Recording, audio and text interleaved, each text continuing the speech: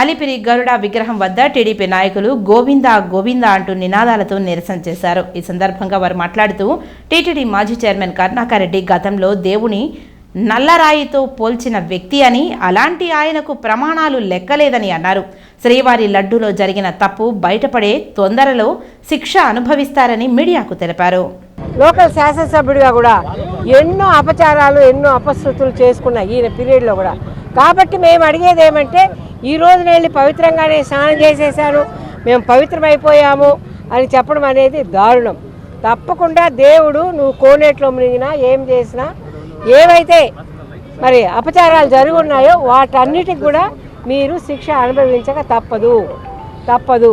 ఈరోజు ఇది భక్తుల మనోభావాలు దెబ్బతీసే విధంగా ఈ రోజున తిన్నటువంటి ఆ లడ్డూలు ఏ విధంగా బయటకు తెప్పించాలని మరి ప్రజలు కూడా ఈరోజు గొంతులు పట్టుకుంటూ, కడుపులు పట్టుకుంటూ, బ్రాహ్మిన్స్ అయితే మరీ ఏడుస్తున్నటువంటి పరిస్థితుల్లో మరి మీరు ఎందుకు ఆ తప్పు చేయడం జరిగింది అని మేము ప్రశ్నిస్తున్నాం. కాబట్టి భక్తుల మనోభావాలు దెబ్బతినకుండా మన చంద్రబాబు నాయుడు గారు ఈరోజు ఇంతమంది కోట్లాది మంది మరి వెంకటేశ్వర స్వామి భక్తులంతా కూడా ప్రపంచవ్యాప్తంగా కూడా ఉన్నటువంటి అలజడిని ఈరోజు తగ్గించి అక్కడ సంప్రోక్షణ చేపించి మరి ఈ రోజున అందరినీ కూడా శాంతపరిచినటువంటి ముఖ్యమంత్రి నారా చంద్రబాబు నాయుడు గారు, మీరు ఏ పని చేసినా మరి ఉద్యమాలు చేయడానికి ఆస్కారం ఇచ్చాడు. విప్లవంగా మరి అనాగరిక చర్యలు మీరు చేశారు. ఇక్కడ గంజాయి అమ్మారు, అన్ని మండసుల్ని ప్రచారం చేపించారు, కార్లు బీడీలు పెట్టి, కాఫీ కప్పుల మీద కూడా మీరు సిలువ మార్క్ వేశారు. మరి ఇన్ని అపచారాలు మీ పీరియడ్లో జరగలేదా? మీ పీరియడ్లోనే ఎందుకు మరి పులులు భక్తుల్ని తినేశాయి అంటే, నేను చెప్పాను గోవిందరాజస్వామి గుడి తేరు కాలినప్పుడు కూడా మీరేదో అపచారం చేశారు, అపశృతులు ఈ తిరుపతి నగరంలో, తిరుమల తిరుపతిలో జరుగుతున్నాయి, తప్పకుండా శాంతి కార్యక్రమాలు చేయండి అని ఆ రోజే చెప్తే వెకిలి నవ్వులు నవ్వి ధర్మారెడ్డి గారు, కరుణాకర్ రెడ్డి గారు ఏదో మరి మాట్లాడి వెళ్ళిన వాస్తవం. చైర్మన్ కరుణాకర్ రెడ్డి గారు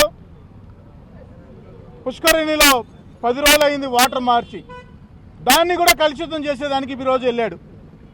ఇవన్నీ చూస్తా అంటే దేవుడి దగ్గర నాటకం వేస్తున్నారే కానీ వాళ్ళు సర్వీస్ చేయడం లేదు. ఇదన్నీ కూడా కొన్ని కోట్ల మంది వెంకటేశ్వర స్వామి భక్తుల మనోభావాలు దెబ్బతీయాలని కంకణం కట్టుకున్నారనేది దీనిగా ఈరోజు స్పష్టంగా తెలుస్తున్నది. ఏ రోజు ఎప్పుడూ లేదు కొండపైన ప్రమాణం చేసే ఆనవాయితీ ఈరోజు కొత్తగా తీసుకొస్తున్నావా కరుణాకర్ రెడ్డి గారు? ఇవన్నీ మంచి పద్ధతి కాదు. ఇవి నిజాలు తెలపడానికి ఒక కమిటీ వేశారు, ఆ కమిటీ తెలుస్తుంది. మీరందరూ ఇళ్లలో కూర్చోండి, మీకు ఒళ్ళు బాగాలేదు, ఆపరేషన్ చేసుకున్నారు, ఇళ్లలో కూర్చోండి. ఏది నిజమో ఏది తప్పో తెలుసుకోవడానికి అధికారులు ఉన్నారు, మా చంద్రబాబు నాయుడు గారు ఉన్నారు, వెంకటేశ్వర స్వామి కృపతో అందరూ ఉన్నారు. కాబట్టి ఇవన్నీ కూడా తొందరలో బయటకు వస్తాయని ఈరోజు మేము ప్రశ్నిస్తా ఉన్నాం. నువ్వు ఏమని ప్రమాణం చేస్తా ఉన్నావాడా? నీ ముఖ్యమంత్రి తప్పు చేశాడా లేదా? నీ ముఖ్యమంత్రి వల్ల శ్రీవారి ప్రతిష్ట ఏ విధంగా ఇదైందో, దిగజారిపోయిందో చెప్పు. ఏదైతే నువ్వు సుబ్బారెడ్డి 4 సంవత్సరాల పరిపాలనలో అవినీతి అక్రమాల పుంకాలుగా తిరుమలలో జరిగిన మాట వాస్తవమా కాదా చెప్పు కరుణాకర్ రెడ్డి.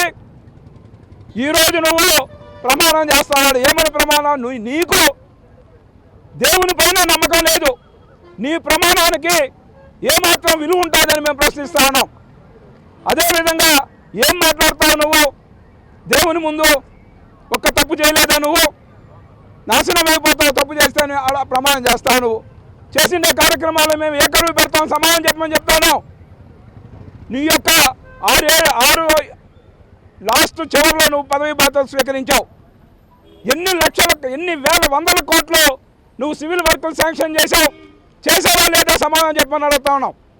ఈరోజు తిరుమలలో సుమారు 250 మంది నీ పార్టీ వ్యక్తుల్ని ఏ విధంగా అనాథగా అక్కడ షాపులు పెట్టించావు, తట్టలు పెట్టించావు సమాధానం చెప్పి రోజు. అదేవిధంగా రోజువారీ దర్శనాలలో నేను తప్పే చేయలేదని చెప్పావు.